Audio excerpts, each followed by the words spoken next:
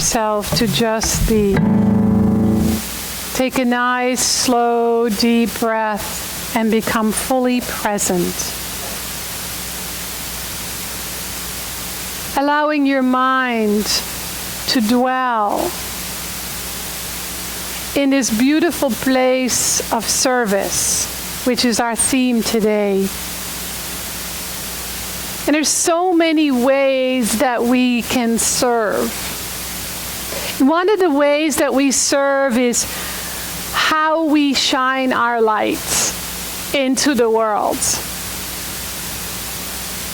So let yourself suspend any kind of judgments and just notice how you, as a unique individualized expression of the One, shine your light into the world. It doesn't matter how bright it is. It matters that you shine it. How do you shine your light into the world?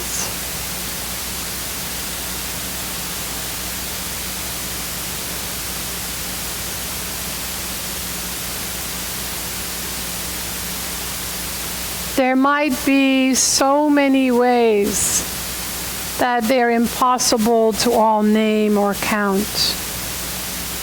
Just let yourself fill up on how you shine your light into the world, knowing it's enough, knowing it's perfect the way it is for right now.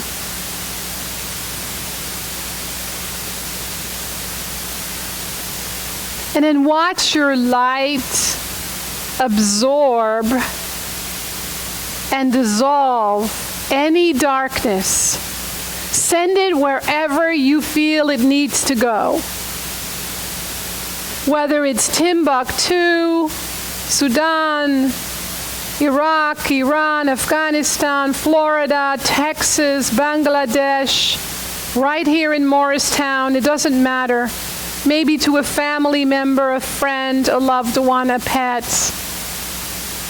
Just send that light and let it dissolve any darkness.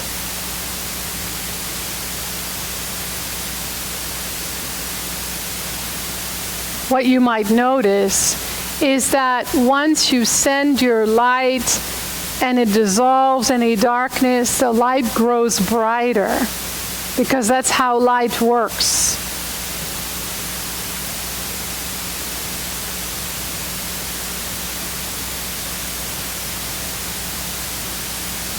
So be grateful today for your ability to acknowledge and notice the light within you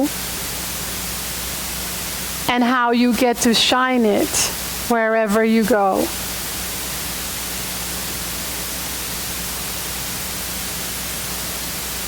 And then gently bring your attention back.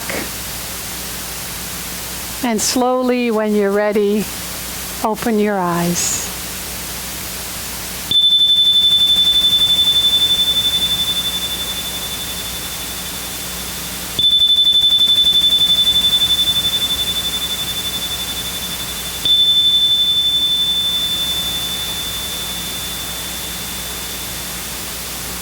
Good morning. Welcome to the Center for Spiritual Living Morristown. I'm Frankie, the spiritual director here. And if you have a really good nose, you might smell some coals, some charcoal burning outside, because Clay and Angela donated a beautiful barbecue for our party today, and the coals are getting hot for whatever that's going to be cooked out there. So we have a special day today. It's a very exciting day at Centers for Spiritual Living because it's the middle of September and it starts with just a family barbecue. You're all invited today. We have lots of good food. And then we begin, this is my favorite time of year because we begin our classes tomorrow. And they are the most powerful way to expand your consciousness in my mind. I haven't found anything better. And so I love that time of year because I get to be a student as well. And we are more about education with Centers for Spiritual Living and the teaching of the science of mind than we are about charity. And you may have noticed that because we teach you how to fish. Sometimes we give out fish, but we mostly teach you how to fish. So classes is a really powerful way, and you're going to hear a little bit more about that later. So I want to, before we start the opening treatment, which is our word for affirmative prayer, I want to do a little reading. But before that, I want to extend a special welcome to anyone who's here for the first time, because I know that you're not here by coincidence. And I know that something in you pulled you here because there's something here for you. So just be open to that. And I want to extend a special welcome to Kim Yarson and her son Joey, who are doing the music today. And they're staying for the barbecue, so they're going to be playing outside while we are eating all the yummy food. Of course, you get to eat too. So many people that I've spoken to this week and have worked with in counseling are very stressed out because of everything that's in the news. All over the world, it seems that Mother Nature is wreaking havoc. It's close for us being in the United States because we've just went through Hurricane Harvey, and now we're very aware of Hurricane Irma. And I know that many of you have family, friends, and acquaintances and colleagues in Florida, as do I. And so people are really stressed and worried. So I want to do the opening treatment for that. But I want to read something first from an amazing book. You're going to all want to run down to the bookstore and purchase this book. It's called Shortcut to a Miracle, and it's written by two people that are dear to my heart. The interesting thing is that they're ex-spouses. They wrote a book together, so you can only imagine what a miracle that is. Michael Rand and Elizabeth Arrett. It is known in quantum physics, what is known in quantum physics as chaos theory was named so in 1977 by a Belgian chemist named Ilya Prigogine, who won the Nobel Prize for recognizing it at a quantum level. That disorder can be the source of a new order. In other words, a process takes place in which a quantum system reorganizes at a higher level. In order for this to happen, however, there is a breaking down in the existing system. This dissipation is essential to allow the system to reorganize and restructure. Although the process appears to be chaotic, it is completely orderly, and the system actually self-organizes to a higher level of complexity. The sudden appearance of order out of chaos is the rule rather than the exception. If you think back over your own life, you will probably find instances where this occurred. This is another example of things we have learned from the quantum level. What is true at one level is true at all levels, no matter what it looks like. Beneath any chaotic appearance lies order and harmony. So whether you have chaos going on in your own life, or in your world, or see it in the world, underneath it is order and harmony. And if you hang out in the fear of chaos versus the faith in order and harmony, you're going to have a different experience. So let's treat for ourselves to be in order and in harmony, and for all those who are struggling right now because of these crazy hurricanes, especially in Florida. So I invite you to close your eyes. Let us know this, that at the center of all life, at the center of every single human being, at the center of all of this worldly expression is a system of perfect order and harmony. It has always been there. It will always be there. It's there, right here, right now. Whether we call it God, the perfect universe, divine right action, deep love, deep wisdom, spirit, God, Buddha, Allah, it doesn't really matter. Today we call it divine order and divine harmony at the center of all life. So right here, right now, each of us in our own unique way connects to this perfect system of order and harmony already within us. It is that which birthed us. It is that which has created us out of itself. It's in our DNA. It's our consciousness. It's who and what we are, divine order and divine harmony. It is everywhere present, and today we stand on the firm ground of our own powerful consciousness and choose to see it, choose to feel it, choose to be the instrument of it. So now we add to the creation of order and harmony, and we let go of anything that creates this order and this harmony, which is really our own belief system in lack, loss, and limitation. So as we bring more order to our own mind, our own heart, our own essence, through our mind, we see that life is unfolding in sweet perfection and that we can let go of fear, that we can truly live from faith, knowing that everything is unfolding perfectly, regardless of our opinion or anyone else's opinion, because we stand in the truth of our very being, which is changeless, which is pure order and pure harmony. Now we contribute in service to humanity from a place of truth with a capital T, from a place of faith, from a place of love, from a place of knowing that the universe itself knows what it's doing by bringing perfect order and harmony to life around us. With awe and gratitude for being such an instrument of bringing more order and harmony to our own consciousness and therefore to the world, we turn this word over to the universal law. And it responds by saying yes and activating this for us. And so it is.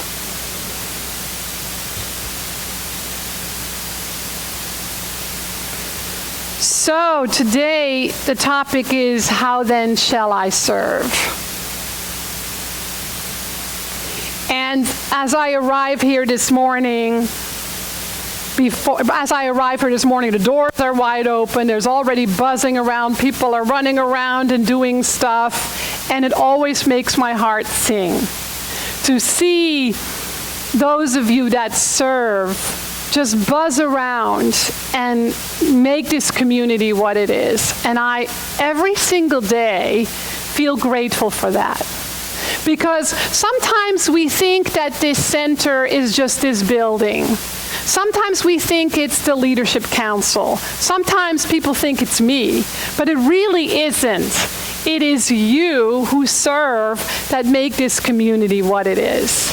And the great news is that there's always room for anyone to serve in any way. Just ask, how may I serve? And many of you do. And I know that those of you that do, you really get it. And so I have a question for you, and you can kind of shout it out loud, maybe just a brief word or just a couple of words or a sentence. But my question to you is, how do you serve in the world? Where do you volunteer? How do you volunteer? Any shout outs? Here at the center. What else? You're kind to people. You're helpful to people. Family members. Undoing racism, yes. In AA. Volunteer where? Political parties, yes, volunteering at political parties. Doing the work. Yeah, so everybody serves in a different way, right? From a smile to being an activist and everything in between. Why? Why? Why do you serve? Love, because it serves us. Because you care. You're giving back what's been given to you. Yes, what you really hear is that there is a law of circulation taking place, right? From being a very young child and being one of 9 children, I was taught about service.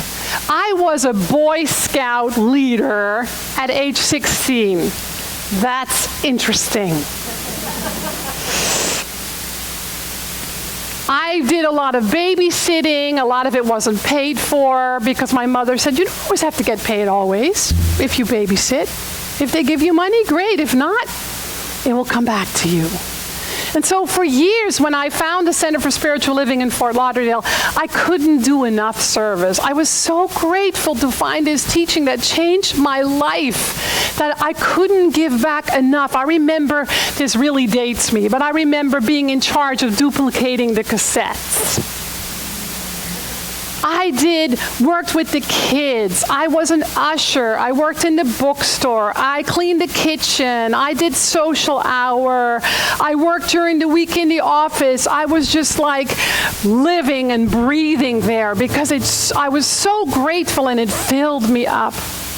And so what happens, the reason that we serve is because in some way we're so grateful and so full that we want to go back, give back. But the other reason that we serve is we understand how spiritual law works. We know there's a law of circulation. As I give, I receive. How I give, I receive. What I give comes back to me multiplied abundantly. So it allows us to expand our consciousness and grow as a human being, as a spiritual being. It feels good. But let me tell you that sometimes it doesn't feel good. And you start to complain. I know who you are. And that's when we have to pay attention, because that's exactly our growing edge. It's not a bad thing. It's just something for us to notice. I know that sometimes when I serve and I don't feel good and I complain about time or energy or the people, that it's time to step back a little bit and to reflect. Last week I read parts of a poem by Khalil Gibran called On Work. And the last paragraph was this: work is love made visible. Service is love made visible. And if you cannot work with love, but only with distaste, it is better that you should leave your work and sit at the gate of the temple and take alms of those who work with joy. For if you bake bread with indifference, you bake bitter bread that feeds but half man's hunger. And if you grudge the crushing of the grapes, your grudge distills a poison in the wine. And if you sing, though as angels, and love not the singing, you muffle man's ears to the voices of the day and the voices of the night. So it behooves us to really pay attention to how we serve, where we serve, when we serve, and what that little self-talk is in our own head. Just notice it. Because service is a very deep and powerful spiritual practice. I want to read this from Dr. Ernest Holmes. This is one of my Bibles. 365, Science of Mind. It's a daily wisdom. On page 78, it says, real giving is the art of transmitting ourselves to others and to conditions and situations that surround us. This kind of giving is not something for special occasions only. For it should become a habit growing out of your desire to live life to the fullest extent. Only that which becomes an inward habit of thought can spontaneously flow from the heart and transmit itself to everything we touch. Just as life belongs to the one who lives it, to the one who takes it, so the fuller life belongs only to the one who scatters every good he has. It is by giving of oneself to every person, every project, and every association with zest, love, and friendliness that one sees the larger possibility in all things. Beauty instead of ugliness, love instead of hate, the divine hidden within the human.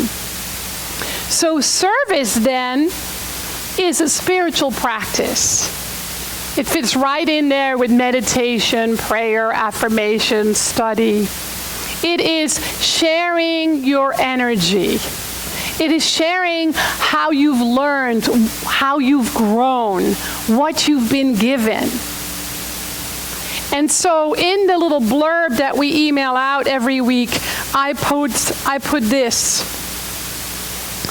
Seva is a Sanskrit word for selfless service to God. It's considered a deep spiritual practice that's about serving without expectation, without results, without reward, without appreciation, and to the benefit of others, not oneself. That's a tough one for us in the West. And I know this because I've worked with people in volunteer situation, and I've seen people get angry because they weren't thanked. They weren't appreciated. And so that's a really powerful practice right there. And I know what that's like because I've been there. They're so thankless. I just gave and gave and gave, and they didn't even thank me. I didn't even get a thank you note. That one, you know that one, right? And so the spiritual practice then is knowing that you give without expecting anything back at all. That's powerful. I don't expect thank you cards. I don't expect rewards. I don't expect appreciation. If I do, then my giving changes. I will say, I'm going to give this to you, but I want something back. I'll be honest. If I expect that, I communicate that. But when people say to me, you know what, you gave me a gift and I'm so sorry I didn't send you a thank you card. Don't. My gift to you is my thanks to you. Don't thank me. You've already thanked me. That's why I gave you a gift. And so we have this etiquette thing here that's really weird, right? And so that doesn't mean that you don't want to be appreciated. It just means that can be an area of reflection. You can notice what you notice, and you can get really honest whether your giving is a spiritual practice for you or it comes with an expectation to get something back. Do you see the difference? That's a very powerful spiritual practice because a lot of time we're not even conscious of it. We just get pissed off and we don't even know why. And so we pay attention to see whether our giving really is selfless service. And that practice alone, that reflection alone, that noticing alone allows for very powerful healing to take place. Because if we give with an expectation or we give with a desire to get something back, there's something within us that wants to be healed. And that which wants to be healed within ourselves has nothing to do with today. It doesn't even have anything to do with the situation. It is much older than that. So we get to heal something from the past that is blocking us anyway. Most likely, it's blocking our flow of abundance. If you're somebody that struggles with the flow of abundance, you're stuck somewhere. And that stuckness is not because of the outside. That stuckness is something inside that we get to heal, that we get to dissolve, that we get to be free of. And what better way than to practice the living lab of service in a spiritual community where it's part of a teaching and a part of a practice. Wouldn't it be beautiful if you could come up to me and say to me, you know, Reverend Frankie, I've been volunteering and I'm just so tired of it because fill out the blank, and I want to heal that. You can't do that at the Red Cross or the United Way or at a political party. But the beauty is that that's available right here. And those of you that have done that with a practitioner or with me, you've busted wide open and experienced a greater freedom than ever. Not just with your flow of abundance, but with your health, with your creativity, with your vocation. So it's a daily practice. It's a daily question. The question I wake up with every morning is, Spirit, Universe, how may I serve today? How may I serve today? And then on my day off, I don't ask that question because I just don't want to do anything. I want to wake up when I feel like waking up. I want to have breakfast when I feel like having breakfast. I don't want to do anything. So I make sure that I have a Sabbath at least one day a week. If I can't do one day, which sometimes happens, half a day, to just not give a thing and just go back to the source and replenish and fill up so that the next day I can be of service again. So it's really about bringing out our best and checking in with ourselves whether we have something to give. And when we don't, to make sure we go to the well, because again, we can't give bitter bread, right? And so it allows us to stretch those limitations that we carry around, because we all have them. The most common limitations around service is time. I don't have time, which is the favorite buzzword of this era, which is the biggest lie we tell ourselves too, because we still have 24 hours in a day like we've always had and like we always will. It's how we choose to spend them, right? And the stress that we have around and anxiety we have around time. That's what wants to be healed. The other one is, well, I can't. I don't have the gifts and talents. I don't know how. Well, that's not true either, because you can learn. I'm so thrilled that Anthony's standing back there because he was supposed to get some training to do sound, and Scott is dealing with some back problems, so we hold him high in prayer, and he couldn't train him, but he just hopped right back there and he's serving, not even having had the training. How beautiful is that? Where somebody says, I'm here, how may I serve? I'm willing to stretch. I'm willing to learn. Now, he happens to be a musician, but we've had people in our center who've learned the sound system and have been able to take that into their career. So some of the things that you get to do here in this living lab can be a gift that you then pass on as you go out into the world. And the other thing is space. So time, ability, and space. What I mean by space is several things. One is that the space that we take up in the world and how we show up. Another way is making space in your heart to give back. Another way is making space in your life, not just time, but making space to give back and to really be a conscious instrument in the divine flow of circulation that is taking place. And so what you're going to notice today when we are outside, what I want you to notice when we go outside for the barbecue, is how that just didn't happen. We didn't have little angels in the middle of the night come here and make all that happen. The person who coordinated is Eileen Gantz, and we're really blessed and grateful for her, so give her a hug. But it's really, yes, and a hand. But it's really all of us. All of us create this experience together and many other events that we have at our center. And you can always give something. 5 minutes, an hour, a day. We all have that in us, right? And so it's just being willing to stretch and come from gratitude instead of fear. Because really those are the only two. When we give, we're either giving from gratitude or we're giving from fear. And so we already know, as people who are on the spiritual path, that they have a completely different outcome for the world, but also for ourselves. So if that's still a struggle for you, if you're still sitting here and saying, I still struggle with serving selflessly, with giving without expecting anything back, then I recommend that you hop into a class. It starts tomorrow.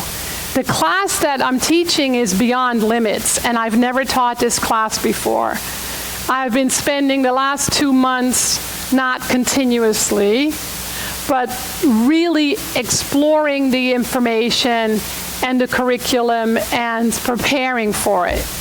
And so it's an opportunity for you to say, well, maybe I don't need another class, but I sure as heck want to stretch my consciousness, so that's going to be a way that I'm going to do it because it's available to me right now.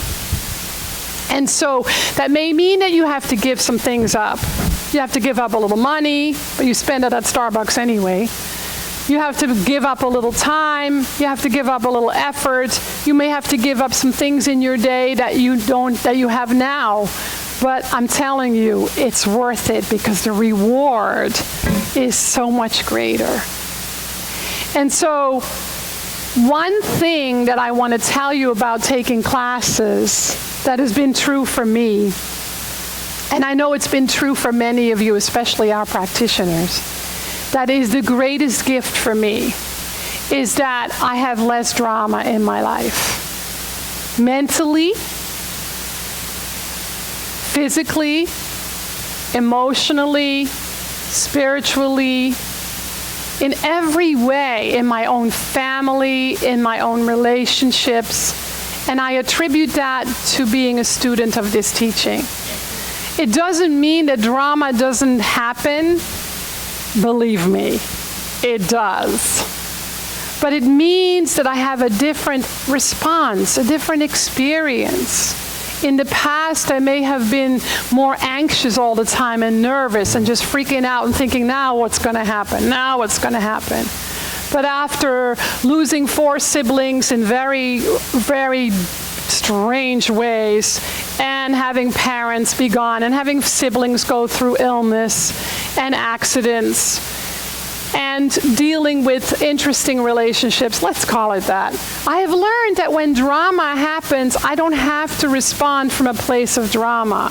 I can truly respond and say, oh, the universe has a surprise in store for me. I'm in. Bring it on. That's a different experience. I have an opportunity to grow and to learn something about myself and my fellow human beings that is going to grow me, that is going to allow me to serve in a different way. Maybe that's why I just keep hanging around here.